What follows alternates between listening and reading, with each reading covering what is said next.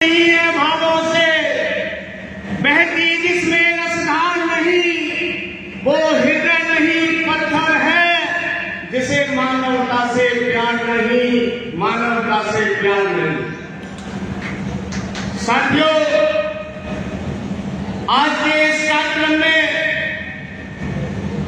सबसे पहले अपनी बात शुरू करूं उस तथागत गौतम बुद्ध के चरणों में नमन करते हुए, वंदन करते हुए, लाखों करोड़ों लोगों को जीवन दान देने वाले, भारत के लिए संविधान देने वाले डॉक्टर भीमराव अम्बेडकर के चरणों में नमन वंदन करते हुए और इस अंधविश्वास और पाखंडवाद को जड़ से मिटाने के लिए उत्तर भारत के पेरियार कहलाने वाले ललई सिंह यादव के जन्मदिन के अवसर पर कार्यक्रम करते हुए मैं ललई सिंह यादव के नतमस्तक होते हुए अपनी बात रखना चाहता हूं।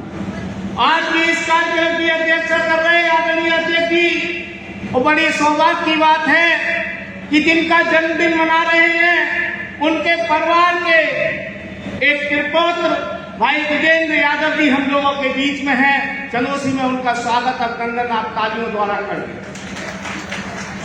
बांदा से चलकर पधारे जेएनयू से रिसर्च स्कॉलर कर रहे भाई अनूप पटेल जी और मंच पर बैठी हुई हमारे पुराने साथी संगीता यादव जी और यहाँ पर कार्यक्रम का संचालन कर रहे सभी संचालनकर्ता रामस्वरूप बौद्ध जी और हमारे बहुत पुराने मित्र अशोक मौर्य जी, पुष्पा बौद्ध जी और मुन्नालाल साक जी, पूरनलाल साक जी, सभी साथियों का वंदन अभिनंदन और स्वागत करता हूं।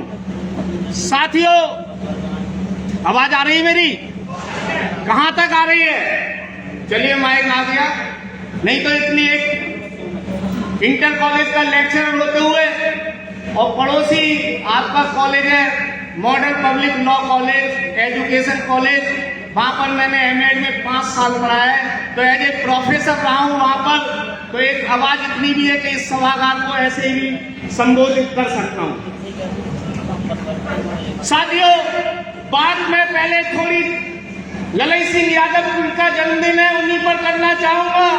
एक ऐसी शख्सियत, एक ऐसा व्यक्तित्व जिन्होंने अंधविश्वास और पाखंडवाद पर चोट करने का काम किया और हम लोगों के बीच में वो आदर्श प्रस्तुत किया कि लोग आज भी उनकी जयंती मनाने पर मजबूर हो गए। मैं तो बस ये कहना चाहूंगा, कोई नहीं चाहता था ललई सिंह यादव की जयंती मने, लेकिन आज इन नेताओं को, आज इन राजनीतिक पार्टियों को भी मजबूर करने का काम किया है तो ललई सिंह यादव के विचारों ने किया है, उनके द्वारा किए गए अंधविश्वास और पाखंडवाद को मिटाने के लिए किया।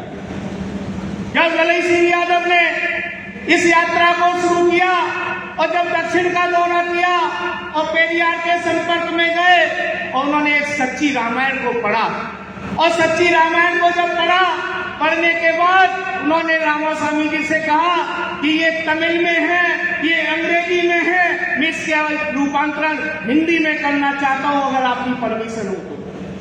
रामास्वामी जी ने कहा मेरी अनुमति है, आप इसका हिंदी में रूपांतरण कीजिए।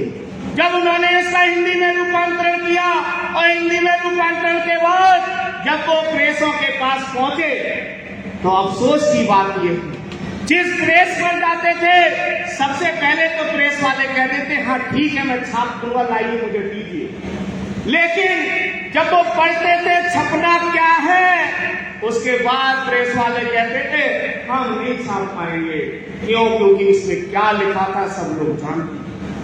लेकिन इस धन्य ऐसी महान विभूति जिन्होंने अपनी पुस्तक छापने के लिए उस जमाने में अपनी 14 बीघा जमीन बेच करके एक प्रिंटिंग प्रेस लगाने का काम किया, ऐसे ललई सिंह यादव थी। और वो किताब छपी तो उत्तर भारत में क्रांति आई, विरोध हुआ और विरोध के स्वरूप वो पुस्तक को लेकर के हाईकोर्ट जाना पड़ा और हाई कोर्ट में जब ललई सिंह यादव ने मुकदमा जीते और सच्ची रामायण को सच्ची रामायण कहा गया, तब उन्हें मुकदमा लड़ने के रूप में जो पैसे खर्च हुए थे वो भी दिलाने का काम कोर्ट ने किया था। सच्ची रामायण में क्या लिखा है वो आप लोगों को पता है। अब मैं एक बात कहता हूं, थोड़े दिनों पहले मैं कई बार इस चीज को वायरल हो चुका हूं। मैं कहता हूं कि एक अंधविश्वासी मां ज्यादा अच्छी है।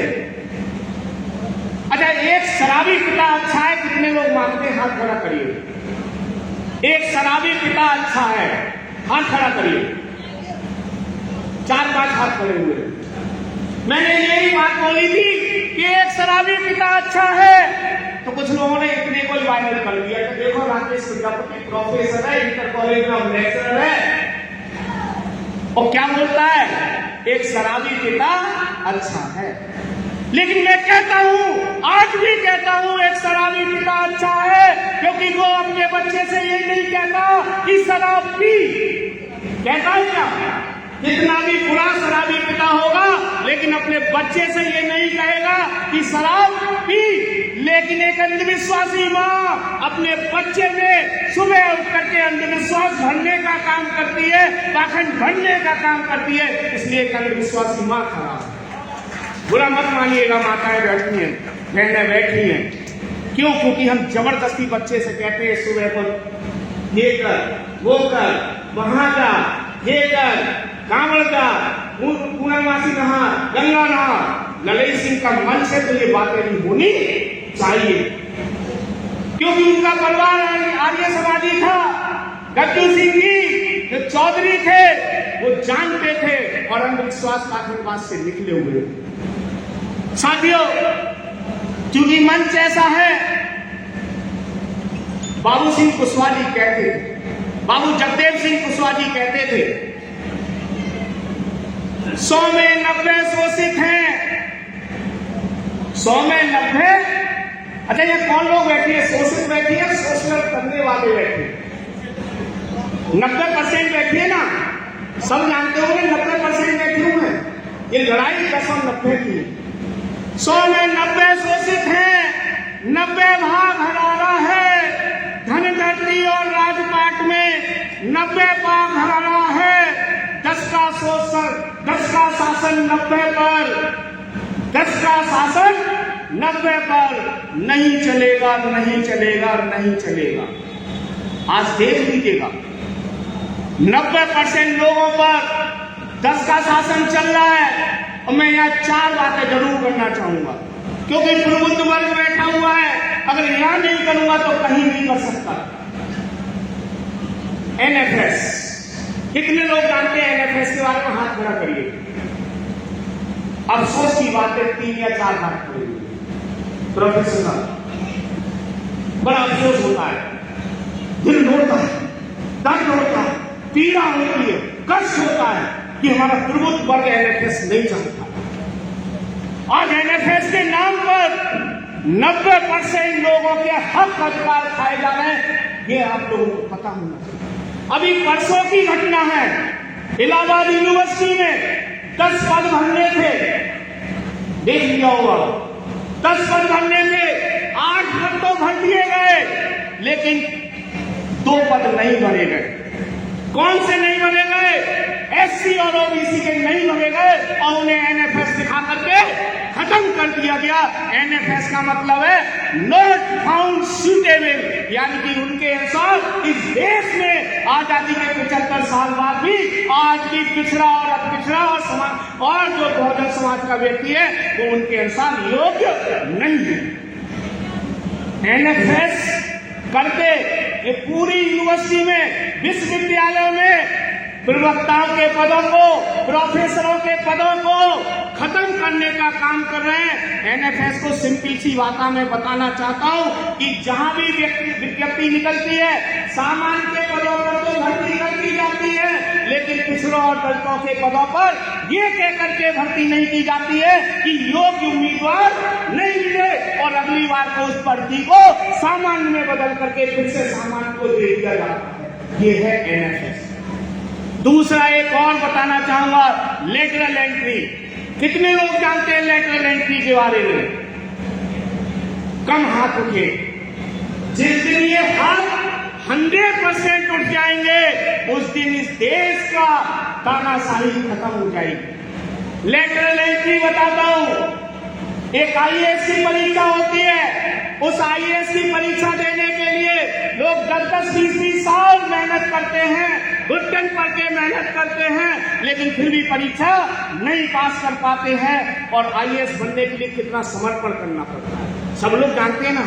इस देश का सबसे बड़ा संवैधानिक पद है आईएएस, लेकिन इस देश के अंदर आईएएस बनने के बाद 10 या 12 साल बाद सचिव पहले तो बनता है कमिश्नर 10 या 12 साल बाद, उसके भी 10 साल बाद सचिव बनता है, यानी कि एक आईएएस बनने के बाद 22 साल बाद सचिव बनता है।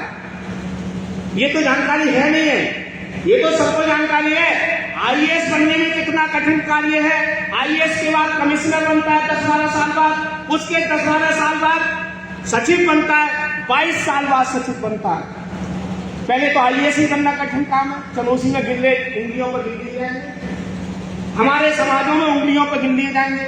लेकिन इस समय में 325 एक बार नोट कर लीजिएगा, 325 एक बार, 30 एक बार, 34 एक बार, 9 एक बार, लगभग 400 डायरेक्ट सचिव बनाए गए। डायरेक्ट सचिव अच्छी बात है, बन जाने के लिए कोई फर्क नहीं पड़ता, लेकिन दुख इस बात का है उसमें एक भी दलित नहीं है, एक भी पिछड़ा नहीं है, एक भी आदिवासी नहीं है, एक भी अल्पसंख्यक नहीं है। दुख इस बात का तो कौन है, अभी भी बताना पड़ेगा कौन है। समझना है मेरी बातों को, कौन है? तो वही 10% लोग हैं, वो 10% लोग डायरेक्ट सचिव बन जा रहे हैं और हमारे लिए झुंझुना और घंटा थमाने का काम किया जा रहा है।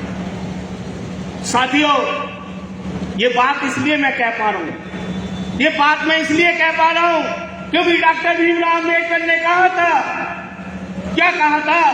शिक्षा वो सेवनी का दूध है जो पीता है वो दहाड़ता है। और जो लोग मुझे जानते हैं, जो लोग मुझे सुनते हैं, जो मुझे देखते हैं, आज आपका भाई इसीलिए किसी भी मन से डरता नहीं है, चाहे कुछ भी होता है। सरकारी नौकरी होने के बावजूद भी इस सरकार के खिलाफ, इस तानाशाही के खिलाफ, इस जो शोषण हो रहा है इसके खिलाफ लगातार बोलने का काम करता हूं। 2 बातें और बताऊंगा, थोड़ी तालियों की कमी है आपकी सभा में, या बातें समझ में नहीं आ रही है, या मुझे लग रहा है कि बोलने वाले लोग की कमी है।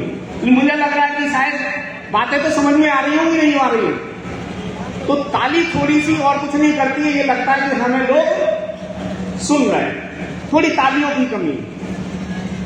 अच्छा, कितने लोग कॉलेजियम सिस्टम जानते हैं? चर्चा जरूर करिएगा। अगर आप लोगों ने आज इन 4 चीजों पर चर्चा नहीं की तो यहां आना बेकार है, व्यर्थ है। कितने लोग कॉलेजियम सिस्टम जानते हैं? काफी हाथ उठे, लेकिन अभी भी पूरे सदन के हाथ नहीं उठे। कॉलेजियम सिस्टम, ये 4 चीजें जिस दिन समझ जाएंगे ना, उस दिन सारी लड़ाई खत्म हो जाएगी। आपका हक कौन खा रहा है, आपका हकूक कौन खा रहा है, आपकी हिस्सेदारी कौन खा रहा है, आपकी भागीदारी कौन खा रहा है, आपकी जमीन पर कब्जा कौन किए हुए हैं, ये आपको जानकारी हो जाएगी। अब कॉलेजियम सिस्टम पर आ जाता हूं। एक कॉलेजियम सिस्टम ही है कि आज सन 2018 तक, प्रोफेसर साहब, सन 2018 तक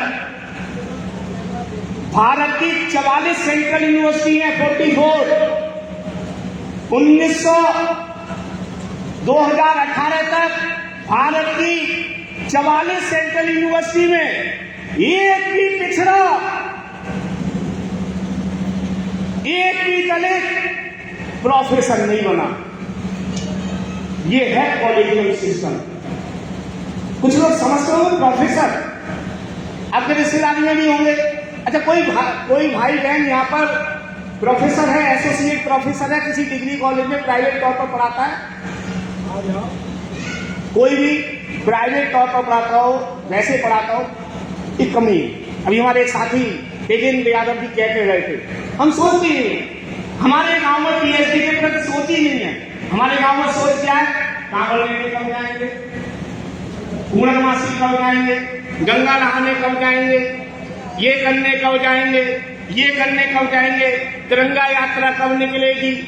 इसकी रूपरेखा बनती रहती है, इसकी रूपरेखा लगातार बनेगी। बहनें भी ना माने, संतोषी माता को व्रत कब रखेंगे, बृहस्पति आ रहे होंगे, फिर उनकी बृहस्पति डूब जाएंगे, शुक्र डूब जाएंगे, इसकी चिंता रहती है। लेकिन पीएचडी के बारे में हम सोचते हैं। असिस्टेंट प्रोफेसर से नियुक्ति होती है। कैसे नियुक्ति होती है? पहली नियुक्ति डिग्री कॉलेज में होती है असिस्टेंट प्रोफेसर से। असिस्टेंट प्रोफेसर के बाद 10 साल बनता है, 10 साल बाद बनता है एसोसिएट प्रोफेसर, और उसके 10 साल बाद बनता है प्रोफेसर। लेकिन हम डायरेक्टली कह देते हैं, डिग्री कॉलेज में कोई पढ़ाना शुरू कर देता है प्रोफेसर, जैसे मैं कह रहा हूँ वैसे। अभी प्रोफेसर नहीं है, प्रोफेसर बनता है 20-22 साल बाद। और प्रोफेसर बनने के लिए पहले असिस्टेंट प्रोफेसर से प्रमोशन होता है, और प्रमोशन से पहले होता है इंटरव्यू। क्या होता है? इंटरव्यू। ऐसे ही एसोसिएट प्रोफेसर के बाद एक प्रोफेसर बनने के लिए वहां भी होता है इंटरव्यू। उस इंटरव्यू में कोई दलित नहीं बैठता, कोई पिछड़ा नहीं बैठता, इसीलिए आज तक हमारे समाज का कोई प्रोफेसर नहीं बन पाता। और इसीलिए जितने भी हाई कोर्ट है, जितने भी सुप्रीम कोर्ट है, उनमें दलित और पिछड़ा नाम मात्र के लिए मिलेंगे। ये है कॉलेजियम सिस्टम। और लास्ट बात कहते हुए अपनी बात खत्म करूंगा, क्योंकि हमारे संचालक जी खड़े हो गए। खड़े होने का इशारा मैं समझता हूं। लास्ट बात और चालू करूंगा। ईडब्ल्यूएस कितने लोग जानते हैं ईडब्ल्यूएस के बारे में? महिलाएं नहीं जानती, बहनें नहीं जानती, माताएं नहीं जानती, जानने की जरूरत। ईडब्ल्यूएस जिसे सीधे सीधे मैं कहता हूं सुदामा कोटा। तो हमारे भगवान जी थे, उन्हें सब ताक कर दिया, देखा ही। आज ईडब्ल्यूएस के नाम पर पिछड़ों की, दलितों की जो मेरिट है वो ऊंची जा रही है, और सामान्य की मेरिट नीचे जा रही है। कहने का मतलब मैं एक उदाहरण के तौर पे बताता हूं। अभी 60,000 पुलिस की भर्ती हुई थी, सबने देखी थी। आपका भी कोई रिश्तेदार लगा होगा, एक आध रह भी गए होंगे। आपको बताऊं क्या हुआ था उसमें? 190 नंबर ला करके, 190 नंबर ला करके सामान्य वर्ग का व्यक्ति उस भर्ती में भर्ती हो गया था, यानी पुलिस में नौकरी कर रहा है। लेकिन जो अगली बात कह रहा हूं उसे सुन लीजिएगा। 191 नंबर लाकर, 192 नंबर लाकर, 193 नंबर लाकर, 197 नंबर लाकर के भी कोई प्रजापति, पाल, कश्यप, नाई, भीमर, तेली, कहार, प्रगट, मल्ला, राजभर, निसाब उस भर्ती में शामिल नहीं हुआ था। ये बताइए क्या है, ये धोखा है या नहीं? किसी की 190 नंबर लाकर की नौकरी लग जाती है, और पाल, पटेल, कुमार, प्रजापति, कश्यप की 197 नंबर लाकर के नौकरी नहीं लगती है। ईडब्ल्यूएस की कट ऑफ थी 190 और पिछड़ा वर्ग की थी 157। तो साथियों, आप लोगों ने मुझे बहुत ध्यान से सुना, बहुत बहुत शुक्रिया, बहुत बहुत धन्यवाद, बहुत बहुत आभार। बस इस बात को कहते हुए कि मैं तो लोगों को जगाने का काम कर रहा हूं। मुन्ना लाल जी बैठे हुए हैं, हमारे कैडर के साथी हैं, और भी बैठे हुए हैं, पूरन लाल जी भी बैठे हुए हैं, ज्ञानेंद्र जी बैठे हुए हैं, पुष्पा वौत जी बैठे हुए हैं। लगातार हम लोग लोगों को जगाने का काम करते हैं। आप लोग भी इनकी चर्चा जरूर करिएगा। इन चारों चीजों की चर्चा जिस दिन पूरे देश में हो जाएगी, निश्चित रूप से पिछड़ा दलित समझ जाएगा और इनके अंत बहकावे में नहीं आएगा। 2 लाइनों के साथ अपनी बात खत्म करूंगा। वक्त बहुत कम है, जितना है उतना लगा दो। कुछ को मैं जगाता हूँ, बाकी को आप जगा दो, बाकी को आप जगा दो। जय संविधान, जय भीम, जय ललन यादव, जय अम्बेडकर, नमो बुद्धाय, जय भीम। धन्यवाद।